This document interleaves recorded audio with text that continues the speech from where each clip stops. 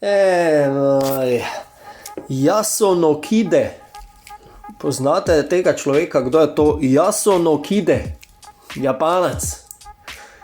Jason Kidd po domače. Yasuno Kide. Zakaj Yasuno Kide? To, ker se dela tam Japonca. Ja, pojma v trenerskem delu. Ja, wow, Sevšek, ti boš pa vedel, ko gledaš z naslonjača NBA preko luže ob 3 jutro si najbolj pametni na tem svetu, ti pa veš, ja. Veš, kak igrač je bil Jason Kidd, Yasuno Kide. Veš, kak igrač je bil to Hall of Famer, olimpionik, svašta, ti ješ pa zdaj tu pamet solil enemu. Yasuno Kide. Ne, on pameti solil, niti se ne bom sekiral. Bom pa se malo navezal, kaj me je danes zmotilo pri njem. Pa ne samo to, valjda se še bomo dotaknili Boston, Dallas pa Luke Dončića. Ampak hej, fantje moji, punce moje, dragi moji, 99. podcast, Gregs podcast. Mislim, to pa že nekaj je, ne? Zdaj pa kakšen všeček, kakšen like, kakšno delenje, kakšno naročitev na kanal, pa si bom zdane zaslužil, a? No, v glavnem, brez heca. Hvala, da me spremljate, no, cenim zelo. Pa ja, če se vam da kakšen všeček, ne bom jezen, kakšen komentar, še najmanj, v glavnem, če ste se naročili na moj kanal, bom pa še najbolj vesel. Vse to malo pomaga mojemu algoritmu, da tole malo zraste in to je to. Glavno pa je, da se mi družimo, pa kakšno komentiramo temu našemu Yasuno Kide. Malo se hecam tu, v glavnem, Japonci glih niso nekaj znani po košarki, razen pač tale Hachimura. Pa ja, vemo, na olimpijski smo igrali proti njim, pa nekaj so pokazali, ampak malo se tu hecam, no, zato ker se dela enega Japonca, Jason Kidd. A ste mogoče preverili današnjo izjavo Jasona Kidda po porazu proti Bostonu, kaj je pač izjavil?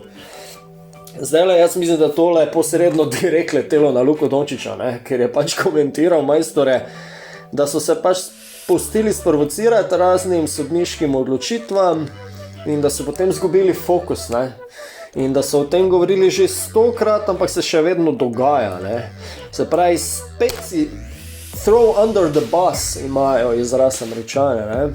Se pravi, spet nisi ti dobene odgovornosti prevzel, ne, nekjer. Pa se ne rečem, danes je bil Boston tak enkrat boljši, Dallas je bil slab je bil. Luka je imel danes slabo tekmo, ne, dejansko Luka je imel slabo tekmo, šut je imel katastrofalen, zgrešil je neke mete, trojke itak slabo, zgrešil je neke prodore, ki jih navadno sploh ne greši, seveda valjda je dobo tehnično, zato se je navezoval na to Yasuno Kide, ne, ampak pač ti delaš samemu sebi razdor v slčilnici, majstore, ne. Že itak gledaš tam, hladen si kot špricer, tam na klopi, ne, boli te ne. Res kot bi oni sosed, se spomnite onega soseda iz Evropskega prvenstva 2014 Slovenije, ko je iz Borovnice, ko je postal znan po celi Sloveniji. Tam sedi pa boli ga ne. Točno to je Jason Kidd. Ni bil to Malković, ne, to je zdaj Malković 2.0, ne, Yasuno Kide. Majster res tam sedi, da bi kaj preprečil, da bi vdaril po mizi. Evo, tu je pa imel, pa ne se ustrašiti, to je imel pa Rick Carlisle prav, ne. On je pa včasih znal preusmeriti pozornost, ne, pa se vrgal na igrišče, pa protestiral jasno in glasno pred sodniki, ne. Ne, to Yasuno Kide to ne bo, ne. More Dončić dati vse, ves gnev more izliti, dobiti tehnično, ne. Pa še potem malo zbije. Malo on to zbije potem celotni ekipi, ne, vse skupaj, ne. In pol pač se zgodi nek Boston, problem je, gledajte, čem je problem, ne. Človek, se pravi vodja strokovnega štaba, Yasuno Kide, Japanac, je imel koliko 5 dni ali 6 dni za pripravo, zaradi tega žalostnega in neljubega dogodka, ko je pač preminil Dejan Milojević in so morali predstaviti tekmo proti Warriorsem. So imeli ne vem koliko časa za pripravo na srečanje proti Bostonu, ki je, pazi, to včeraj odigral svojo tekmo. Se pravi, malo so bili oni utrujeni, Porzingisa niso imeli, ker se je malo ustrašil Dallasa, Luka ali česarkoli, sploh ne vem zakaj, ampak nema veze. In pač razbili so jih, Boston jih je razbil, ne. Tale Brown je pokrival Dončića, mislim, v tem dvoboju v bistvu bi kar rekel, zmagovalec. Prvo njegova ekipa je zmagala, malo ga je položil na rit Lukeca. Slabo ga je Luka pokrival, glavnem ni mu mogel slediti, malo imel težke noge, še verjetno Luka kakorkoli, glavnem. White je tukaj odlično odigral. Kak je White? Brown je tukaj odlično odigral, Paul Tatum je itak dal svoje. In pač ne vem, mene samo čudi, da 119-110, to bi moglo biti še večja razlika. Ne vem, glavnem, da se dotaknem, prej sem omenil, da je Luka slabo tekmo, ne. Ne, dejansko se mi zdi, da je Luka Dončić edini igralec v celotni ligi ali pa na svetu, ki ima 33 točk, 18 skokov, pa 13 asistenc, pa lahko rečemo, da ima eno ušivo tekmo. A mi verjamete vi to? Ja, in to Jason Okide gleda, Ajde, dajmo, hitro, če se strinjate spodaj, komentirate, če se ne strinjate z mano, dajte pokomentirati, dajmo malo vdariti debato tu, no. Pa še enkrat lepo vas naprošam vse skupaj, če se hočete malo tukaj podružiti, če hočete malo mojega bluzenja poslušati, dajte se naročiti na moj kanal, no pa kaj vas stane, nič, zastojnje, jaz imam pa nekaj od tega, veselje imam, evo, priznam, veselje imam, ne. In ja, Dallas počasi tone naprej, ne, naslednja tekma je proti Phoenixu, neposrednemu konkurentu za pač kaj bom rekel, za play-in, ker za končnico že težko, ne, na play-in, ne. Kaj se še malo tale tržnice dotaknemo, ali gre kaj Japanec na tržnico? Dobro, se on tu nima, za toliko veze roko na srce, ampak drugi imajo, ne. Tak da, prvo zdaj tale Siakam, to smo že zadnjič obdelali, je malo odpadlo, ne. Zdaj se je neki PJ Brown se omenja, ne PJ Washington se omenja, PJ Brown že 20 let ne igra. PJ Washington se omenja, ne, da je bil Kyle Kuzma, Darius Garland iz Washingtona se nekaj omenjata, vse vete, to se spet neke ozadaj, neke igrice, pa bomo dejansko potem videli, koliko bo. Pa sebi nekoga bi imel, nekaj treba spremeniti tu, no. Se ne zbujaš za brez veze po noči, ker to brez veze. Se pravim, da se ne vam sekiral, pa se vedno malo sekiram, vedno ko vidim majstra Čelavega na klopi mi malo zavre kri, ne. Ampak lej, ajde. Ne vem, prebral sem en komentar danes na forumu oziroma na Twitterju, da če je imel Jason 10 all-star igralcev, danes Bostona ne bi mogel premagati, ne.